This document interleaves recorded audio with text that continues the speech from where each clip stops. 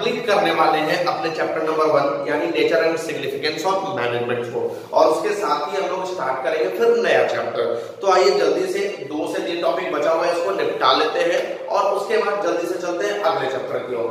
तो क्या क्या बचा हुआ है? सबसे पहला हमारा फंक्शंस ऑफ मैनेजमेंट, उसके बाद इंपॉर्टेंस ऑफ मैनेजमेंट और एक टॉपिक और है coordination is the essence of management. अब इसके बाद सबसे पहले फंक्शंस ऑफ मैनेजमेंट देखो, हमने पढ़ा था पिछले एक वीडियो में कि जनरली जो होता है वो मैनेजमेंट एक कंटीन्यूअस प्रोसेस होता है, यानी लगातार चलने वाला प्रोसेस होता है।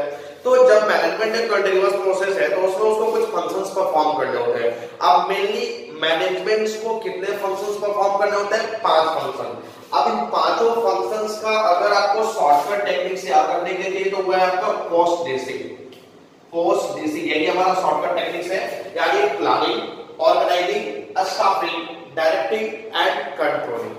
अब ये क्या क्या फंक्शंस है, किस तरीके से इस पांचों फंक्शंस को एक मैनेजमेंट परफॉर्म करता है, उसके बारे में हम लोग शॉर्ट में आ जाएंगे। अब देखिए होता क्या है यहाँ पे, जनरली जो 5 फंक्शंस है ये पांचों का डिग्री नॉलेज हम लोग आगे करेंगे। इन पांचों फंक्शंस के बेस पे हमारे पास 5 चैप्टर है, चैप्टर नंबर 4, 5, 6, 7 और 8। ये 5 अलग अलग चैप्टर्स बनाए गए हैं, वहां पे हम लोग डिटेल्स में पढ़ेंगे कि ये क्या होता है, प्लानिंग क्या होता है, ऑर्गेनाइजिंग क्या होता है, स्टाफिंग, डायरेक्टिंग और कंट्रोलिंग क्या होता है। अभी फिलहाल इसका शॉर्टकट हम लोग को समझना है कि ये जनरली है क्या, क्या फंक्शंस परफॉर्म करता है मैनेजमेंट। सबसे पहला प्लानिंग। देखो प्लानिंग होता क्या है, सिंपल लैंग्वेज में मैं बोलूं तो एक गोल सेट करना कि हमको करना क्या है, कहां पहुंचना है, वो इसी को हम बोलते हैं प्लानिंग। यानी planning is deciding in advance what is to be done, by whom it is to be done, when it is to be done, how it is to be done, ये सारा कुछ प्लानिंग है। यानी आप ये बोल सकते हो कि planning is bridges the gap between where we are, हम कहां हैं, और where we want to reach, और कहां पहुंचना चाहते हैं, यानी कहां जाना चाहते हैं, इसी को हम लोग बोलते हैं प्लानिंग। क्या बोलते हैं? थिंकिंग इन एडवांस, एडवांस में सोचना, what is to be done, क्या करना है, when it is to be यानी कब किया जाएगा, how it is to be done कैसे किया जाएगा।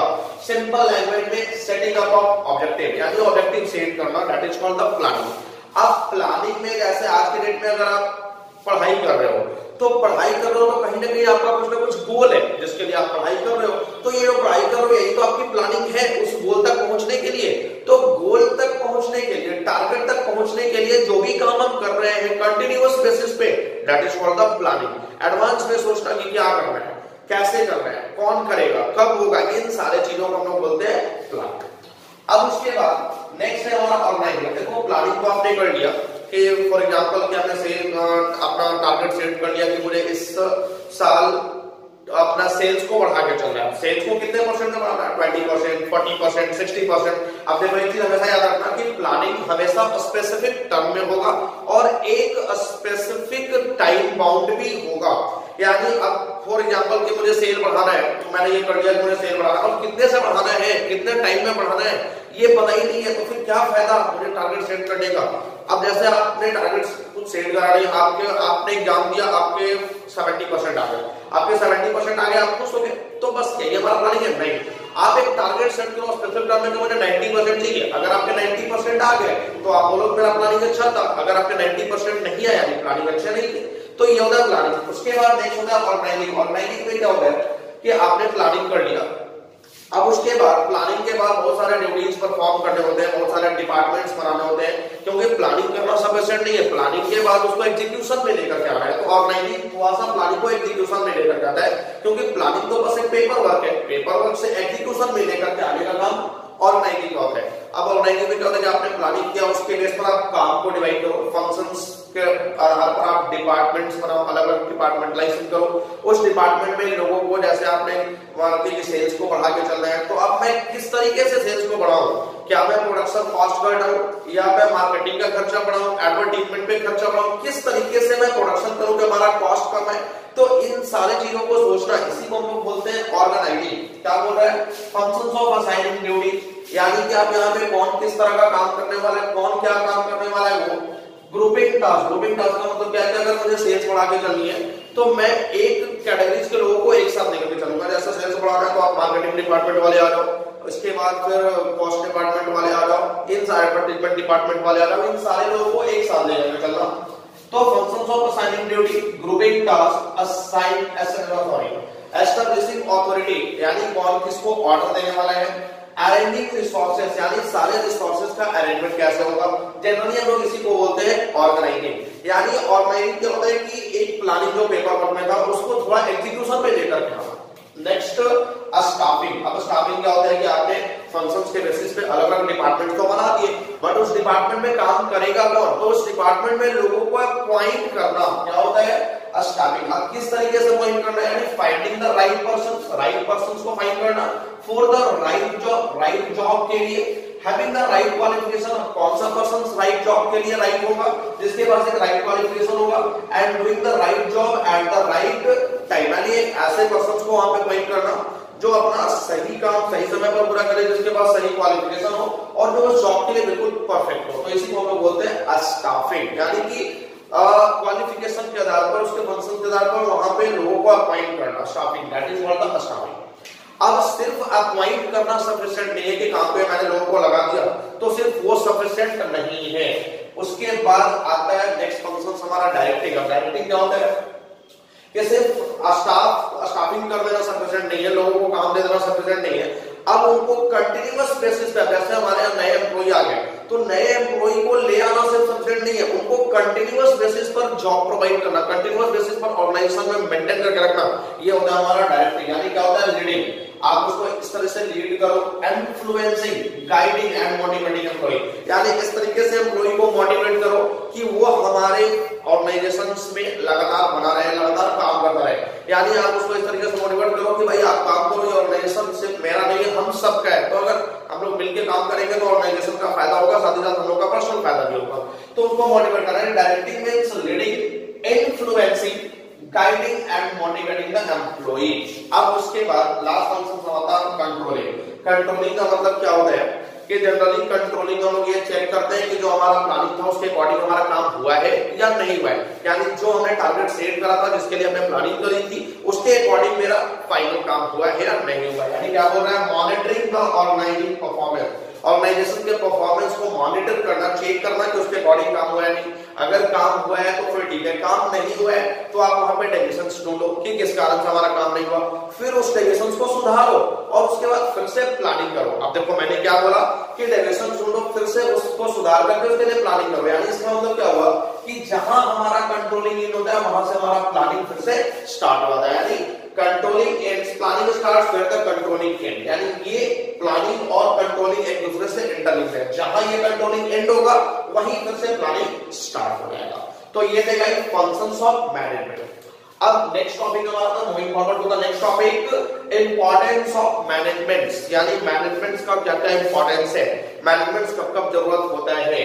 तो सबसे पहला फंक्शन हमारा होता है, सबसे पहला इंपॉर्टेंस होता है मैनेजमेंट का, it helps in achieving group goals. ये ग्रुप गोल्स को अचीव करने में हेल्प करता है। ग्रुप गोल्स का मतलब कि क्या हुआ कि एक ऑर्गेनाइजेशन में there are so many people are working, कोई अकेला इंडिविजुअल पर्सन तो काम करने का, बहुत सारे ग्रुप ऑफ पर्संस वहां पे काम कर रहे हैं। तो सारे लोगों का थिंकिंग प्रोसेस अलग, सारे लोगों का थॉट प्रोसेस अलग, सारे लोग कहीं ना कहीं अपने अपने तरीके से काम करते हैं। तो अगर सारे लोग अपने अपने तरीके से काम करने लगे तो वहां पे हमारा जो ऑर्गेनाइजेशनल गोल है वो तो अचीव नहीं हो पाएगा। तो एक अच्छा मैनेजमेंट जो होगा वो एक ग्रुप गोल्स को अचीव करने में कहीं ना कहीं अच्छे से मैनेजमेंट करेगा कि सारे लोग मिल करके मेंटल पीस के साथ करें और हमारा जो ग्रुप गोल है वो अचीव हो जाए। तो एक अच्छा मैनेजमेंट का इंपॉर्टेंस तब हो जाता है जब बहुत सारे पीपल काम कर रहे होते हैं ऑर्गेनाइजेशन में और ऑर्गेनाइजेशन के गोल को अचीव करने के लिए सबको एक साथ लेकर के चलना। तो ये होता है importance of management, it helps in achieving group goals. Next होता है मैनेजमेंट इंक्रीजेस एफिशिएंसी। अब यहाँ पे क्या होता है कि जब आप एक अच्छे से मैनेजमेंट करोगे, आप अपने ऑर्गेनाइजेशन में मैनेजमेंट अच्छे से करोगे, एक अच्छा मैनेजर जो होगा वो वहां पे क्या करेगा कि अच्छे से मैनेजमेंट करेगा, डिपार्टमेंटलाइजेशन करेगा, फंक्शंस के बेसिस पर अलग अलग डिपार्टमेंट बनाएगा, सारे डिपार्टमेंट को एकदम कोऑपरेट करके चलेगा, सारे डिपार्टमेंट अपने अपने तरीके से काम करेंगे। वहां पे हमारा क्या है कि जो हमारा वेस्टेज है वो मिनिमाइज होगा, कॉस्ट कम आएगा। तो जब कॉस्ट कम आएगा, मिनिमाइज होगा वेस्टेज, तो कहीं ना कहीं हमारा एफिशिएंसी ऑटोमेटिकली बढ़ जाएगा। तो मैनेजमेंट जो होता है वो एफिशिएंसी को इंक्रीज करता है। Next, management created dynamic organisation. यानी एक अच्छा मैनेजर जो होगा वो इस तरह का एक ऑर्गेनाइजेशन बनाएगा जो डायनेमिक होगा। डायनेमिक का मतलब कि जिसको टाइम टू टाइम चेंज किया जा सके। अब फॉर एग्जांपल कि आपने एक ऐसा मैनेजमेंट बना दिया जिसमें इन फ्यूचर अगर किसी भी तरह का सिचुएशन चेंज होता है तो आप उसके अकॉर्डिंग उसको चेंज ही नहीं कर सकते हो, तो फिर क्या फायदा मैनेजमेंट करने का। मैनेजमेंट एक अच्छा मैनेजर इस तरीके से करता है कि अकॉर्डिंग टू सिचुएशन फ्यूचर्स में इस मैनेजमेंट को चेंज करा सकता है। फॉर एग्जांपल कि आज के 2 साल पहले आप जाओ जब लॉकडाउन लगा था तो जनरली लॉकडाउन में क्या हुआ था कि बहुत सारे जो ऑफलाइन बिजनेस थे उनमें काफी डाउनफॉल आया था और जितने ऑनलाइन बिजनेस थे उनमें काफी हाइक आया था। यानी जो भी मैनेजर्स अच्छे मैनेजर्स थे उन्होंने अपने बिजनेस को इस तरीके से मैनेज करा कि लॉकडाउन के केस में उन्होंने अपना बिजनेस ऑनलाइन करा, ऑनलाइन में उन्होंने काफी प्रॉफिट्स कमाया। बट जो मैनेजमेंट अच्छे से नहीं कर पाया, अपने आप को चेंज नहीं कर पाया, उनका बिजनेस काफी डाउनफॉल में चला गया। तो मैनेजर एक अच्छा मैनेजर जो होगा वो एक डायनेमिक ऑर्गेनाइजेशन बना के चलेगा जिसको अकॉर्डिंग टू सिचुएशन चेंज किया जा सके। Next, management helps in achieving personal objective. अब एक अच्छा मैनेजर जो होगा वो सिर्फ ऑर्गेनाइजेशनल ऑब्जेक्टिव्स को ही अचीव नहीं करेगा, organisational objective as well as personal objective. यानी एक अच्छा मैनेजर जो होगा वो इस तरीके से एम्प्लॉइज को, अपने वर्कर्स को ये करेगा कि जनरली जो होता है कि आप इस तरीके से काम करो, मोटिवेट करेगा कि आप इस तरीके से काम करो कि सबका फायदा। यानी ऑर्गेनाइजेशन सिर्फ हमारा नहीं है, हम सबका है। तो अगर आप काम करते हो तो फायदा ऑर्गेनाइजेशन के साथ साथ हम लोगों को भी मिलेगा। तो एक अच्छा मैनेजर ऑर्गेनाइजेशनल यानी ग्रुप गोल को अचीव तो करता है, साथ ही साथ पर्सनल ऑब्जेक्टिव को भी अचीव करने में कहीं ना कहीं हेल्प करता है। और last, management helps in development of society. Management society के डेवलपमेंट में भी कहीं ना कहीं एक अच्छा मैनेजमेंट हेल्प करता है। कैसे कि फॉर एग्जांपल कि अगर आप अच्छी क्वालिटी का रॉ मटेरियल यूज करोगे तो एक अच्छा क्वालिटी प्रोडक्ट सोसाइटी को ही मिलेगा। आप कम कॉस्ट में अगर वहां पे मटेरियल यूज करते हो तो एक अच्छे क्वालिटी का प्रोडक्ट कम प्राइस में सोसाइटी को ही मिलेगा। अगर आप वेस्टेज बचाते हो तो कहीं ना कहीं वो वेस्टेज आप रिसोर्सेज यूज करोगे तो उससे सोसाइटी को हेल्प मिलेगा। अगर आप अपने ऑर्गेनाइजेशन का डेवलपमेंट करते हो तो एम्प्लॉयमेंट अपॉर्चुनिटी जनरेट होगा, वो सोसाइटी को ही हेल्प मिलेगा। तो जनरली एक अच्छा मैनेजमेंट जो होगा, एक अच्छा मैनेजर जो होगा वो सोसाइटी के डेवलपमेंट के लिए भी काम करेगा, सोसाइटी के डेवलपमेंट में भी कहीं ना कहीं हमारा हेल्प करेगा। तो that is called the importance of management. तो ये 5 इंपॉर्टेंस ऑफ मैनेजमेंट थे। आप इसको अच्छे से लैंग्वेज जाकर के बुक्स में पढ़ो, एनसीईआरटी के बुक में, वहां से सारा कुछ आपको क्लियर मिलेगा।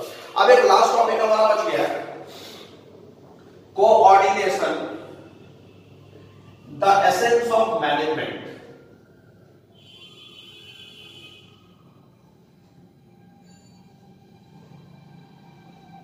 Essence of management. अब coordination is the essence of management, यानी ऐसा क्यों बोला गया कि coordination is considered to the essence of management. क्यों बोला गया कि कोऑर्डिनेशन को एसेंस ऑफ मैनेजमेंट के नाम से जाना जाता है? अब देखो, अभी आपने पढ़ा कि जनरली मैनेजमेंट में 5 फंक्शंस हैं, post DC, planning, organising, staffing, directing and controlling. ये 5 फंक्शंस हैं। अब यहाँ पे ये पांचों फंक्शंस में कहीं ना कहीं कुछ लोगों का मानना है कि कोऑर्डिनेशन एक अलग फंक्शन है जबकि मैनेजमेंट एक अलग फंक्शन है। बट आप ये समझ के चलो कि कोऑर्डिनेशन से should be considered at the essence of management. Coordination को मैनेजमेंट का एसेंस माना गया है। क्यों, कैसे, ये समझो आप। 5 फंक्शंस थे हमारे मैनेजमेंट में, post decision, planning, organising, staffing, directing and controlling. अब सबसे पहले बात करते हैं प्लानिंग में। तो प्लानिंग में क्यों कोऑर्डिनेशन का जरूरत होता है? तो एक अच्छा मैनेजर जब प्लानिंग करता है तो उस केस में जितने भी उसके पास डिपार्टमेंट है, जितने भी डिपार्टमेंट उसने ऑर्गेनाइजेशन में बनाए हैं, उन सारे डिपार्टमेंट के पॉइंट ऑफ व्यू से वो प्लानिंग करता है। यानी जो भी प्लानिंग करता है वो एक डिपार्टमेंट के लिए नहीं करता है, सारे डिपार्टमेंट के लिए करता है। कि जो भी प्लानिंग कर रहा है, जैसे ऑर्गेनाइजेशंस में ऐसा रिसोर्सेज का अरेंजमेंट करना है तो रिसोर्सेज के अरेंजमेंट के लिए वो सारे डिपार्टमेंट के पॉइंट ऑफ व्यू से देखता है कि किस डिपार्टमेंट में कितने रिसोर्सेज का अरेंजमेंट होगा, यानी कितना अरेंज करें कि सारे डिपार्टमेंट्स का नीड्स पूरा हो जाए। तो जब भी प्लानिंग होगा तो प्लानिंग सिर्फ एक डिपार्टमेंट के लिए नहीं होगा, वहां पे भी अब सारे डिपार्टमेंट को लेकर के चलना है, तो वहां पे कहीं ना कहीं कोऑर्डिनेशन का नीड होगा। तो कोऑर्डिनेशन प्लानिंग में भी हो गया। अब चलो ये हो गया प्लानिंग। ऑर्गेनाइजिंग में कैसे? अब ऑर्गेनाइजिंग में हम लोगों ने क्या किया कि अलग अलग फंक्शंस के बेसिस पे अलग अलग डिपार्टमेंट्स बनाए थे, डिपार्टमेंटलाइजेशन का काम किया था। तो जितने ज्यादा डिपार्टमेंट होंगे, सारे डिपार्टमेंट अगर आपस में कोऑपरेट करके ना चले, मैनेजर उन सारे डिपार्टमेंट को कोऑपरेट करके ना चले, तो एक डिपार्टमेंट अच्छे से काम करेगा, दूसरा अच्छे से काम नहीं करेगा। अब एक डिपार्टमेंट को परफॉर्म कर रहा है, दूसरा अच्छे से परफॉर्म नहीं कर रहा है, तो क्या हमारा ऑर्गेनाइजेशनल गोल अचीव होगा? बिल्कुल भी नहीं। सारे डिपार्टमेंट्स को अपने काम अच्छे से करना होगा और सारे डिपार्टमेंट अपने काम तभी अच्छे से करेंगे जब वो सारे डिपार्टमेंट एक दूसरे को कोऑपरेट करके चलेंगे, दोनों के सारे डिपार्टमेंट के बीच में कोऑर्डिनेशन होगा। तो ऑर्गेनाइजिंग में भी कहीं ना कहीं कोऑर्डिनेशन का जरूरत है।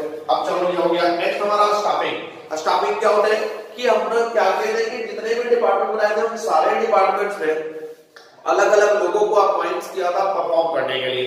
अब जितने ज्यादा लोग वहां पे काम कर रहे हैं, वहां पे बहुत सारे पीपल काम कर रहे हैं, तो सारे लोगों का माइंड थिंकिंग प्रोसेस अलग अलग है, सबका माइंडसेट अलग अलग है।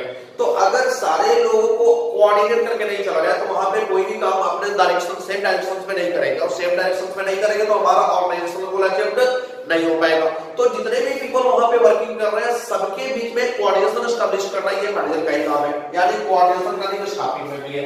चलो ये हो गया। अब उसके बाद डायरेक्टिव में क्या होता है कि लोगों को मोटिवेट कर रहे थे कि किस तरीके से वहां पे काम किया जाए कि ऑर्गेनाइजेशन का भी फायदा हो एज वेल एज हमारा पर्सनल फायदा भी हो। तो जनरली एक मैनेजर इनको मोटिवेट करता है सारे एम्प्लॉय को, ह्यूमन रिसोर्स को, कि किस तरीके से काम किया जाए कि सबका फायदा हो।